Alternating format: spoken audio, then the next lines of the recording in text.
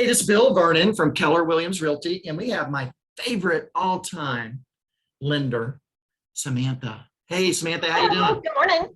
Hey, it's been a Welcome while since to you've been a new on month. the channel. What's up? You didn't like me anymore or something? Or Oh, kids take priority sometimes. We got graduations and moving no? into Yeah, the work we kind life. of it's been busy, hasn't it? Crazy busy. And I guess that's what I want to talk about. I think if people are paying attention to real estate, they would think the world's coming to an end.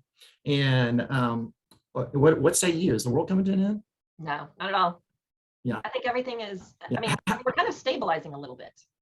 Yeah, I think that's what I'm trying to drill into people's heads. Now, I think there is going to be, in Keller Williams, and I'm about to do my air quotes, Keller Williams, there's a shift, but am I going to miss my mortgage tomorrow because real estate is totally dissolved and blah, blah, blah, blah.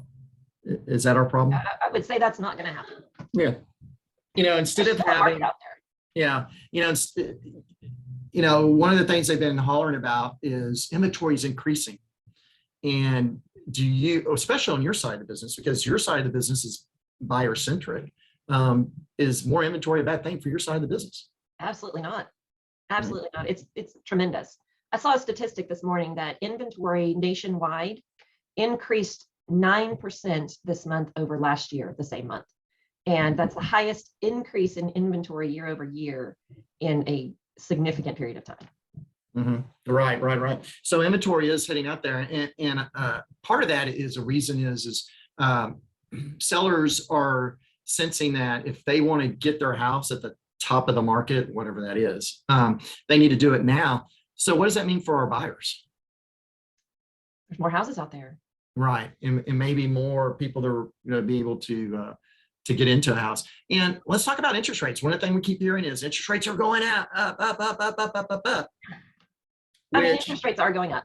There's, we're back into that, let's just be honest, 2.5% was not a sustainable market. That 2.5%, even 3% is incredibly low. It's not sustainable. We didn't have enough, people working to process those loans. It's too low. And our economy can't support that as well. So yes, we're going to see interest rates go up. The interest rate market is kind of funny in that it's kind of a futures market. So it's not like when the Fed meets, it doesn't necessarily impact our interest rates that day. So the interest rate market has already priced in. So we've already absorbed the increase that's expected to happen in June and July. Right. So, and I want to be careful here. Again, some people go, well, what's the interest rate? You and I don't like to put the interest rate in this video because we know people potentially are going to be listening to this video a few months from now. Well, and then we'd have to put like a mile-long disclaimer in there too. Yeah, blah, blah, blah, blah, blah, blah, blah. So we don't really mention the rate in this video and for different reasons. However, the rate we have now, if I was just average running out there, is it a crazy rate? It's not even above the national, or not the national, yeah, the average over many years. We're still a lower rate in some respects. We are. I mean, you've got to put it in perspective. When COVID started, we were fives and sixes. COVID pushed rates down. I mean, all of that happened to our economy and everything, and it caused rates to decrease significantly. We were sitting in the twos. We're not as high as we were before COVID. So rates are still good. But when we've been talking about 2 and 3% interest rates for the last 2.5 years, suddenly when you mention like something with a 5 in front of it, everybody just, it's a shock factor for people. But honestly, that's not a bad rate. It isn't a bad rate. And again, to anchor that, 40 years ago, people were paying rates that were in the double digits. Yeah. And having to do crazy stuff to get into a house. So we look at rates right now. Are they out of whack? So buyers need to, forget about it and go home. Is that really what needs to happen? I think we need to look at this as our new reality. Yeah, and get all Eastern religion on you. We need to live in the present. Let's forget about the past. Really, do we need to worry about the future? What we need to do is let's live in the. I can't do that, whatever those I get change. it. Yeah. We need to live right now. How does this work for us? Meaning you buyer, you seller, how does this work for you? So the one thing I would say is if somebody got pre-qualified last year at this time, and they decided to wait it out because they were waiting on prices to go down, and now they're back in the market, they need to call their lender immediately and find out what they qualify for now, because the rise in interest rates does affect what they qualify for. So they qualify for less. It's, money. So, they need to make sure they still qualify for that. And they need to make sure they're still doing it. I hear from some people they're waiting on the market to crash before they buy. I don't see that happening. Do you? Now, okay, and I want to be careful here because if you get on YouTube, and even some of the people I listen to, they'll say the market's crashing, the market's crashing, and relative to what? Again, for instance, I could argue that the market is crashing because of inventory increase. We can talk about that. Okay, that has inventory increased relative to what? For instance, you're going to hear this happen, Samantha. Foreclosures are skyrocketing. Well, foreclosures for the last 2 years have been 0. So if I pull that, what did Mark Twain say? Statistics lie, and liars use statistics. So I don't know if that's exactly the quote, but pretty darn close. Well, you have to put that perspective thing in, or you have to put the foreclosure thing in perspective. You're 100% right. There was a moratorium on foreclosures. So we have people who are 2 years behind on their mortgage. And I run into them and they don't know what to do. They took that, deferment and forbearance and all that. And now they don't know what to do and they're not prepared to pay their mortgage. And so they're kind of stuck. And a lot of those people, their jobs changed. So there's a lot going on there. Yes, I think. Yeah, but my point being again is when people are sitting here telling you that the market's going to crash or you can't buy a house because interest rates are up and yada yada yada yada, that you really need to be talking to two people, and they're both on this camera.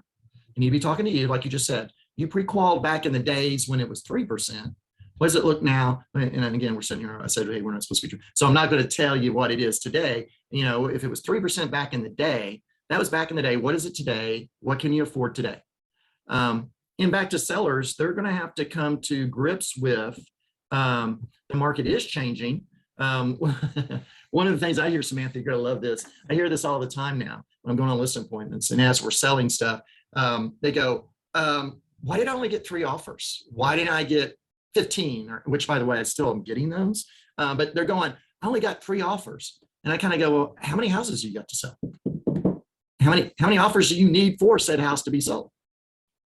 And that's what, so we need to kind of, our expectations need to be realigned. What do you think about that? What do you think about expectations and how are you handling that with your clients? Like I told you, or like you said, I deal mainly with buyers, but I do have clients who are selling houses to buy houses. And they're coming to the realization, if they're working with a good agent, which, they're working with your team. I know they're working with a good agent. The agent is helping set that expectation too. I think we're going to start seeing sellers paying a little bit in closing costs again. That's going to be a big one. And I think we're going to start to see, 3 offers instead of 15. Starting to see things, from my perspective, I'm starting to see things come in more at asking price, at listing price than $20,000 over. Is that what you're seeing as well? Yeah, what I'm seeing, again, I want to be careful because not every, what I'm actually seeing is every property is different. Well, absolutely. And back in the day, every property was getting above asking and sometimes way above asking. Those days are pretty much finite. However, if you got some specialty property, especially in our area, I'm talking a lot about this. I don't know if you've heard this. I did a little minute short about this. It's very much like a microwave dinner.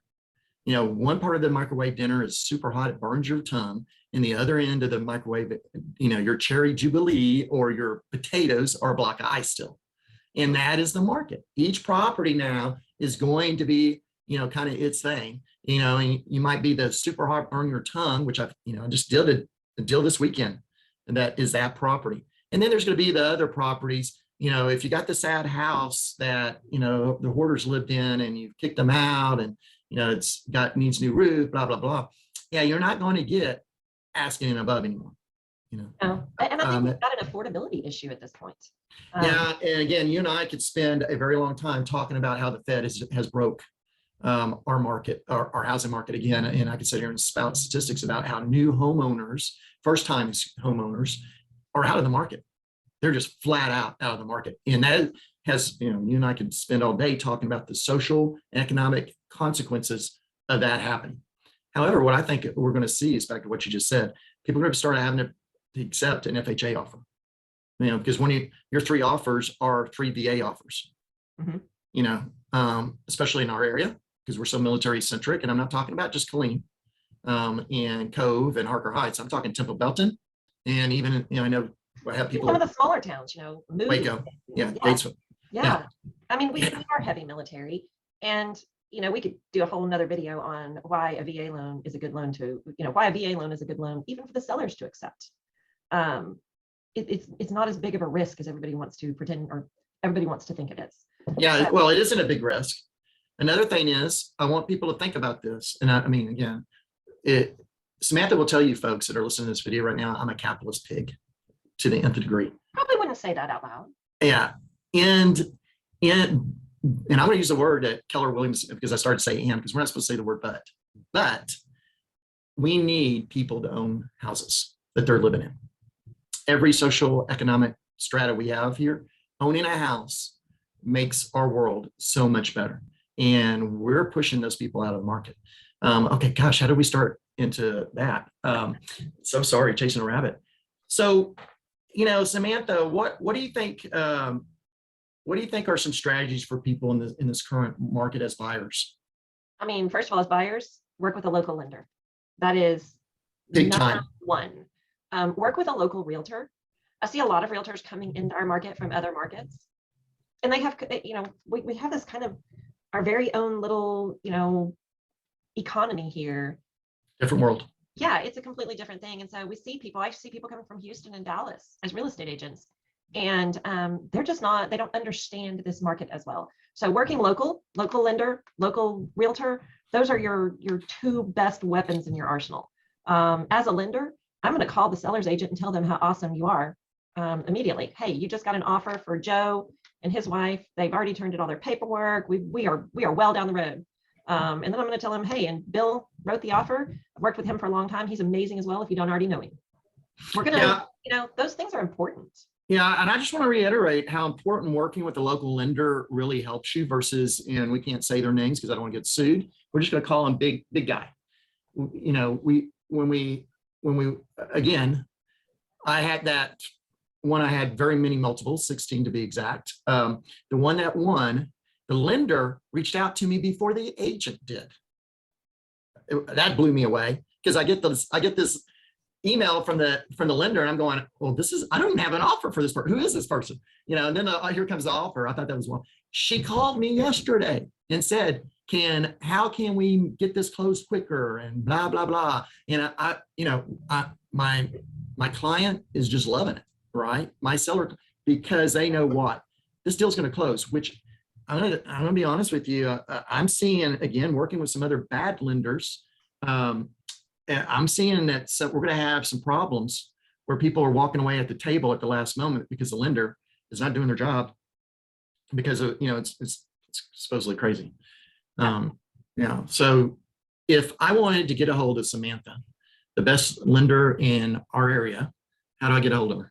You can give me a call, 254-624-4307. That's that gets me right here. And I'm happy to answer questions or talk to people about issues they might be having, things like that, and help them build that strategy so they can get their offer accepted with their agent. Okay, cool. I need to call the best team in town. Who do they call? Yeah, the I-35 team. We got a bunch of agents that work we have an office in Waco, so McLennan County and Bell County, and the counties that touch those 2 counties.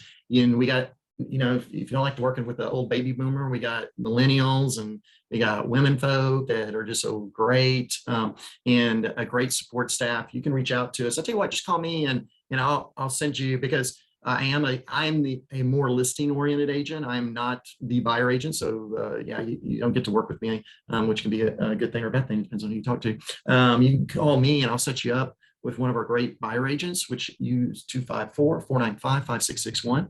I can't wait. You did a teaser, and I ran over it, as I usually do. let's talk next time about VA loans, why you, a seller, want to use a VA loan. Absolutely. And so come back next time, and Samantha and I will talk VA loans. I look forward to it. Thanks, Bill. Hey, bye now.